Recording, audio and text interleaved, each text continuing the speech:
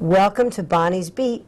I'm your host, Bonnie Squires, and we're coming to you from Radnor Studio 21 in beautiful downtown Wayne. We like to feature people on our program who are doing important things in the community, whether it's academia, education, politics, charity, special events, arts and culture. And today we have somebody who's a very important person.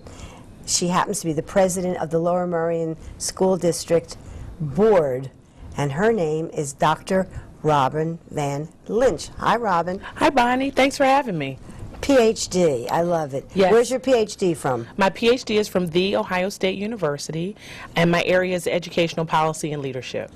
And your undergraduate degree is from? University of Virginia.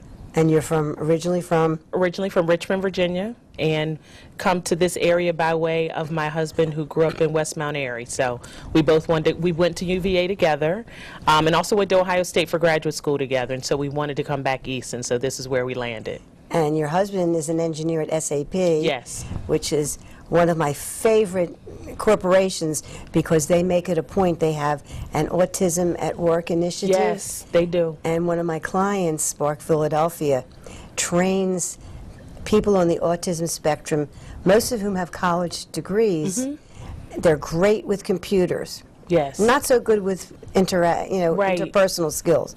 And so they have like 18 people working out there now. Now, Robin Vann Lynch you call yourself a public education advocate. Yes, I do. How long have you lived in Lower Merion? I've lived in Lower Merion for the past 15 years. And whatever motivated you to run for school board? So my motivation, Bonnie, was I have 3 children in the district. I have a high schooler who's at Harridan, a daughter. And she's 11th grade. I have an 8th grader who's at BC, also a daughter. And then I have a little guy in 2nd grade at Penwyn Elementary. The surprise. My bit of a surprise, but very welcome, and he certainly brings joy to our life. And so with my girls, I was always very active and engaged, and home and school and different activities, 5th grade committee, you name it. But a couple years into kind of learning what the district was about, there were some concerns for me around the achievement gap and the experience and academic achievement of some of our students of color. And so I started to go to district-wide meetings, specifically the CARE committee meeting, which was the Committee to Address Race in Education. Let's go back to something you said earlier, Robin Vann Lynch. You talked about the learning gap with children of color. You said it real fast. Okay. Now let's go into that Sure. a little further because there was a lot of publicity about that a couple of years ago. Absolutely. So the literature, I'm a teacher educator professionally. So my background is in teacher education. I'm affiliate faculty at Drexel University, and I teach diversity in education. I teach qualitative research as well. And so I study the achievement gap, particularly for my students, so that they can go out in classrooms and do a really good job for students of color. Many of my teachers go into School District of Philadelphia and in various suburbs. In fact, I've seen a number of my teachers at Lower Merion, which, is fantastic. That's oh, yeah, that I've had at advisees. And I was actually at St. Joe's for 7 years full-time. So full circle, I see some of my own students when I first started as a faculty member come into Lower Merion as teachers, which is wonderful, because I know they'll do a great job because they had the full complement of resources to do great things for students. But in terms of the achievement gap, part of what was of concern, particularly in Lower Merion, where we have huge amounts of resources, amazing faculty, amazing staff, and state-of-the-art education. And upper middle class people. Absolutely. Upper middle class people, parents, families, guardians that have hopes and dreams for their kids to be successful, equally across the board, regardless of race or ethnicity. And a number of our African American and Latino students were not faring well academically. And so that was something that got me interested in trying to identify. Often the literature tells us that it's students who are coming from poverty or students who don't have access, and all these kids. Absolutely. That's the phrase. And so part of what I push in my own research is opportunity gaps rather than calling the kids at risk. You know, where are they missing opportunity? Where are we not providing opportunity?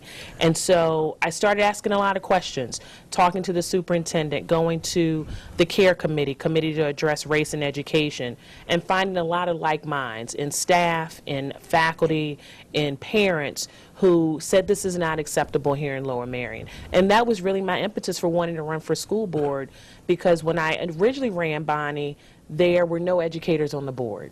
There were primarily folks with legal backgrounds, lawyers were on the board. And I would go to curriculum meetings and I didn't feel like the questions that were on my mind were being asked. And many of those questions my parent colleagues shared as well. And so I thought it would be great to marry my professional background with some of the things I was asking, not only to serve my own children, but the community at large and kids who were kind of falling into those gaps.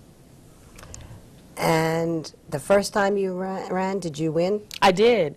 I was endorsed by the Democratic Committee of Lower Merion and Narberth. What year was that? That was in 2011, and my term started January 2012.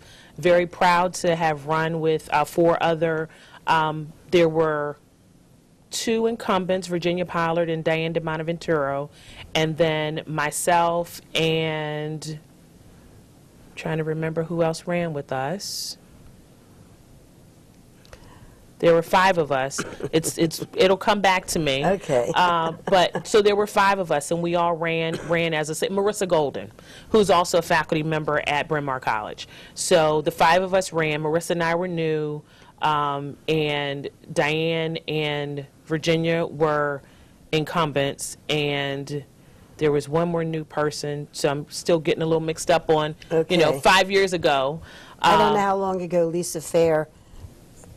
So Lisa ran as an independent that particular year. Yeah, okay. Right. So we were successful. We all got the Democratic Committee support and endorsement, and we ran as a slate of 5, and we're all 5 successful. So we've been working together since then, and in fact ran again, with the exception of Marissa Golden, ran again in 2015, and we're also successful in 2016. Did Marissa leave the township? Or? No, Marissa's still in the township, but she chose to step down for professional and personal reasons. Okay. But she was a real asset to the board at the time.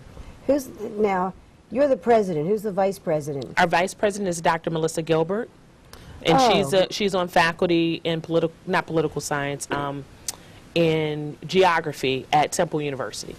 Melissa's been on the board for a while. She has. She? So this is and Diane Melissa's, also. Diane is the senior member of the board. Yes. In terms of time spent, not Right. senior in terms of age. Right. But yes, so Diane, this is her 4th term, and Melissa, she's well into her 2nd term. Now, well, you're in your 2nd term. I'm now. in my 2nd term. Melissa is, but we run on. So one of the things about the school board is. The last time I ran, 5 of us, our seats were up. And this time, starting next year, we run on odd years. There will be 4 board members that are up. Melissa's part of that 4. So we're in a separate group. So it's staggered, so there's some continuity in leadership. That's good. Mm-hmm. Okay. What problems did you inherit? Wow, that's a great question. Great question, Bonnie. So I would say most recently, over the last pretty much during my entire term, both of my terms, enrollment growth. And I won't call it a problem, but it is a challenge. It's a major challenge in that, as you know, Lower Merion is very built out, and we're limited in terms of the space we have on our 10 campuses. And we have a commitment to our parents and guardians and community members that we maintain low class size, we exceed expectations in terms of curriculum programming, extracurricular activities. You know, we want our students to have the best experience that they possibly can. You bring to mind, I have to tell you, because I've lived in Lower Merion most of my childhood and most of my adult life. And I remember how upsetting it was when former school boards, we won't name which party was running them, they would sell off schools so short-sighted they closed so many schools. I've heard that and many times. Like, the Bryn Mawr School and the Ardmore Avenue Junior School, High, yes. and Ardmore Junior High. A group of And us. boy, could we use that land and buildings now. Yeah, Absolutely. And you look and you see that they're bursting at the seams. And it looks as if enrollment is going, I don't know what the projections are, but it looks as if enrollment is going to continue to grow. Absolutely. Especially with the challenges facing Philadelphia, with their closing so many schools, and the state's not going to help bail them out. That's right. Governor Wolf is trying to restore the funding for public education that the previous administration had decimated. That's right. Decimated, Yes. absolutely. And we all feel the pain of that. Lower Merion gets about 12% of its budget from the state, which equals about $30 million, which is significant. And so with the budget impasse, with some of the turmoil going on at the state level, we had to kind of figure things out. But I couldn't imagine we have a $260 million budget. So I couldn't imagine if we had, 15, 30, or more percent that we were expecting from the state, and how we would continue to maintain the quality of our schools. Now, we do have to mention that there's a little bit of a lawsuit that's going on right now. I like the way you say that. And I like Arthur Walk, and I've known him casually for decades, and he's like a nationally known, perhaps internationally known expert on what happens when airplanes crash. Sure, I've heard that. That's his legal expertise. But some of the things that the paper quoted him as saying, why he sued the school board, that, well, public education isn't supposed to be as good as private education. I screamed when I read that. Yes. I said, Arthur, what were you on the day that you uttered that statement? Oh, my goodness. So I know you don't want to go into detail, but, I mean, he was angry about the fact that you were taxing people. I mean, so as we talked about, Bonnie, we're in active litigation. Yes. But I'm certainly, I'm open to talking as much as I can about the situation. But essentially, in a nutshell, what Mr. Walk and two other plaintiffs are suing us over is suggesting, and the judge agreed, is that we have taxed in order to have a surplus at the end of the year. which sounds like it makes a great deal of sense. Well, here's the thing, and I've asked our business officer, who is an amazing, very good at what he does, Vic Orlando. I've sat with our superintendent to make sure I was very clear Dr. on Copeland. where things were going. I've talked to my colleague, Suba Robinson, who's a CPA, who's a wonderful resource for all of the board. And essentially, we do conservative budgeting.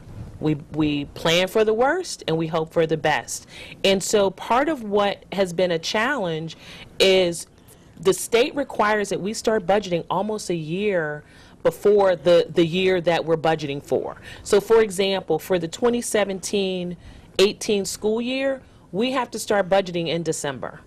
So at that point, we have no idea as a district, what our major expenses have been, outside of some general averages, et cetera. And we don't know what the winter's going to be like. And what the state legislature is going to do. Exactly. Because you see, with the Republicans in control of both the State House and the State Senate, and they're determined to block Governor Wolf's initiatives, no That's matter right. what they are. And we saw what happened last year, where there was no budget for so many months. That's right. And people were incurring costs, all these nonprofits. I mean, some school districts had to borrow money just to keep Right. the lights on. And luckily, Lower Merion, does have a fund balance and Yes. contingency funds to be able to make sure that we can maintain the operating expenses as well as any other thing. You mentioned enrollment, which I wanted to go back to. Over the last 6 years, Bonnie, we've grown by 1,500 students. That's a lot of 1,500 students. students, which is the equivalent of 100 teachers, more facilities. But also the public, people that don't have kids in school, maybe even people who do have kids in school, don't realize, you say 1,500.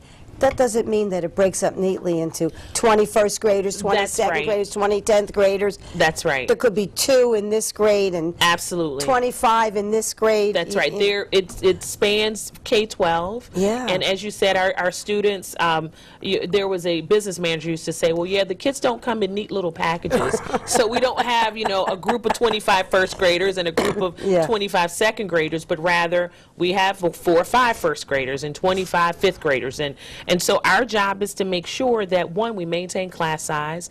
Our community expects low class size, and we owe it to our teachers to support that, which is somewhere around 25 students per class.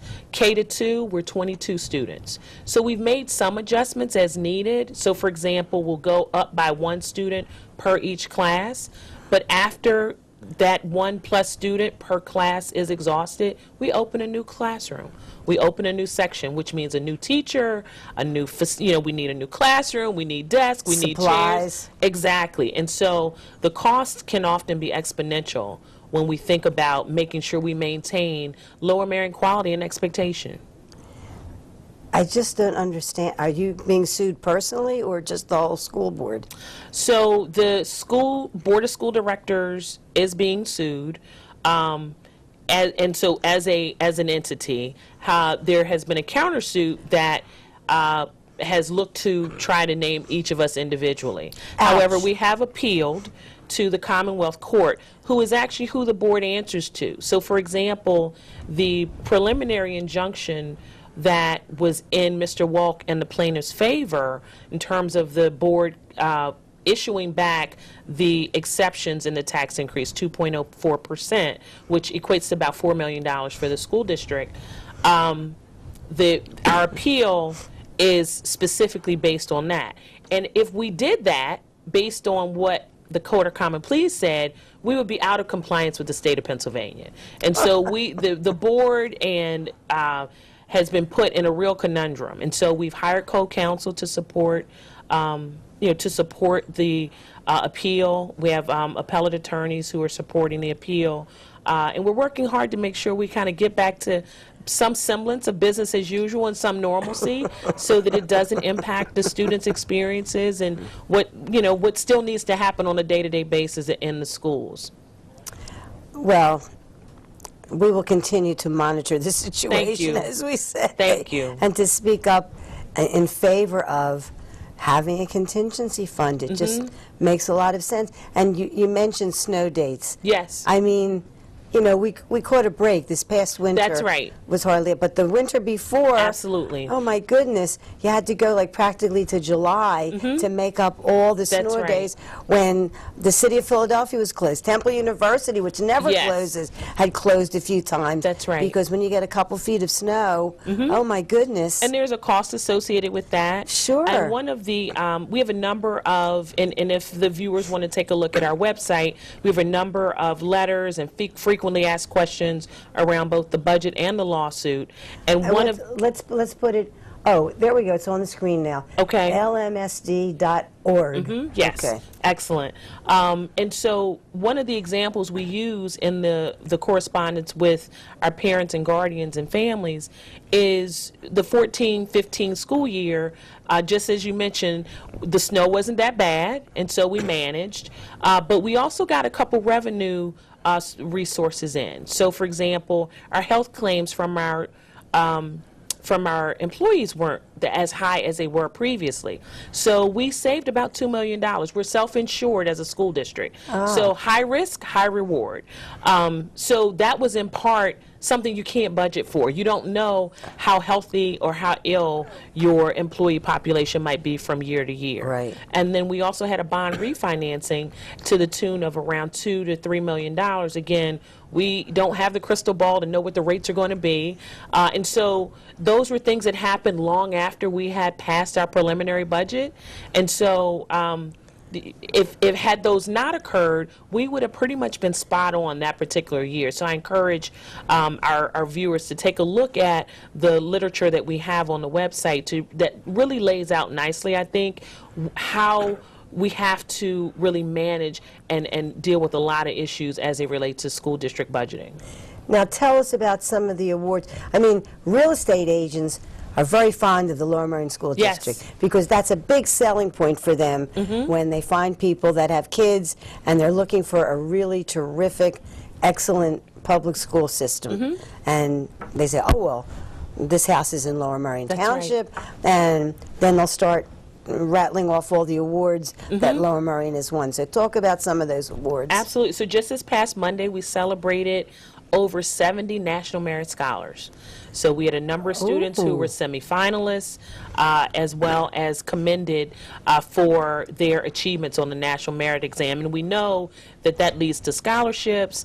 Schools come looking for our students to be a part of their student bodies. So that's one. We have been named a best school district for music education. We have music education from K all the way to 12. And you name it, we offer it in the fine arts area. And so we've been nationally recognized in that regard. Our students go to some of the best public and private universities and colleges across the country and across the world, quite frankly. We have students who Yes, my next door neighbor's son is now in Scotland. Is that right? Yes, going to study abroad? Yes. Okay, Yes. excellent, excellent. In fact, my 8th grader came to me about a week ago with a trip. We have a new strategic plan where we're in implementation phase, and part of the plan wants to really think about experiential experiences for our students, and so they are going to Colombia as part of the Spanish class. Colombia in South America. In South America, yes.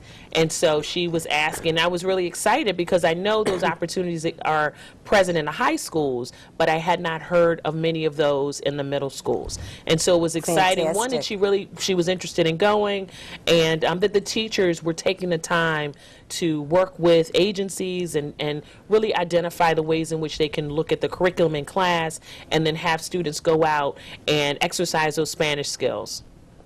Absolutely fantastic. Although I prefer Paris because I had wonderful French teachers at Lower Merion High School. Yes, I understand. And at the University of Pennsylvania. So French has always been like my second language. I was very lucky that I had a very good ear for it, and I was always fluent in French. And in college, I would whiz through all these 19th century French novels. Is that right? Balzac. But I don't think I could do it today, although I can read French newspapers, and I speak French fluently. Okay, oh, that's excellent. And my husband is from Tunisia, and his parents don't speak English, but they speak French. Okay. Because it was a French colony for a long time. And I speak French with them, so wonderful. That's nice. Yes. So I know, use it or lose it, right? Right. Yes. Yes. Excellent. Do you speak a language? Spanish is my second language. Okay. Yes, but I won't claim to be super fluent in it. But I can get around. We visited Dominican Republic this summer as a family, and so my kids and my husband kind of follow me around because I can at least get from place to place. Because they say Mommy has enough Spanish words that we'll be able to get where we need to get. And you could order ice cream. I can. Yes, I can. I can do that. I can find the bathroom. Okay. I can find a taxi. The key words. Absolutely. Absolutely. And I can kind of string them together in a sentence as well. What has been your best satisfaction serving on the school board? Because I know there's a lot of aggravation. And Yeah, it's you not know- pleasant when you're the target Right. of attacks in the newspaper, people screaming at school board meetings. Even in Lower Merion, we have such things We happen. do. But that's because we have such a highly engaged community, which is a good thing. But I would say one of my greatest satisfactions is, you asked me earlier why I ran for school board. What I noticed before I ran was that, and I was sharing this with Dr. Gilbert a few weeks ago, there were a number of students who were not getting recognized. We have the Lower Merion Education Foundation, and I would say that's certainly a highlight of the district. And they give scholarships to students who are going on to college, and most of it is need and merit-based. And so a number of students of color, and this again ties back into the achievement gap, were going on to junior college, which is great for students who that's where they want to go. But if they aspire to a four-year college, coming out of Lower Merion School District, to me it seems that should be an opportunity. Sure. And so this past spring and the one prior, there were far more students that were going to four-year colleges and universities than I had seen before. And so, one, the commitment of the Lower Merion Education Foundation and the Scholarship Fund to support students, but also to see students with this clear growth and development. And I'm certain that that has a lot to do with the board focusing, laser-like on curriculum and achievement issues, and really being willing to turn the laser on ourselves and say, hey, what are we doing great and what aren't we doing so well that we need to address it, particularly around student achievement. There are so many amazing things that go on with the arts and culture, with the musicals, Yes. with the plays, with and there was something, I'm trying to think, something to do with the owl. What do they call that? The owl something or other. That I went to see some amazing performance Okay. at the high school a year or so ago, and I was blown away. There's some amazing performances. In fact, both high schools have a fall play and then a spring musical. In fact, my older daughter, who's a junior, will be in the Harridan Theater Company play coming up in the fall. I think in mid-November museum they're doing. So yeah, I mean, there's no shortage of talent in our district, and we really make sure, I think, that we have the resources and the outlets for students to really express themselves, whether it's athletically or they have their own or fine television arts. station. Yes, they do. Yes, they do. Have you been on that television I station? have not. Mr. Copeland has, but I have Okay. not. I have been interviewed by both of our editors for our school newspapers, though. Okay. Generally when we first hired Mr. Copeland, which has only been 2 years, if you could believe that, or a year and a half, if you could believe that. He's very impressive. Thank you. I had him on and my he show. speaks very highly of you as well, Bonnie. And I made him laugh. And, He told me that. I caught him by surprise. He told me that. He told me, look out for you. He said, she'll catch you. So, I think in terms of the resources and what we have available for students and the commitment to ensure that we maintain and exceed expectations, we always want to make sure that every student that walks through the doors of Lower Merion has an amazing experience. Is there a phone number that people should know about if they have questions about the Lower Merion School District? So our main number is 610-645-1930, and that's our main number. Give us that number again. Yes, 610-645-1930. Oh, good. Julia got it up on the screen already. That's terrific. Okay, great. Anyway, I think we could go on forever. I know, Dr. Robin Van Lynch, but our guest today has been the president of the Lower Merion School Board, Dr. Robin Van Lynch, and we'll see everybody next week. Thank you so much, Bonnie. This was a great experience. I appreciate the opportunity. Thank you. Thank you.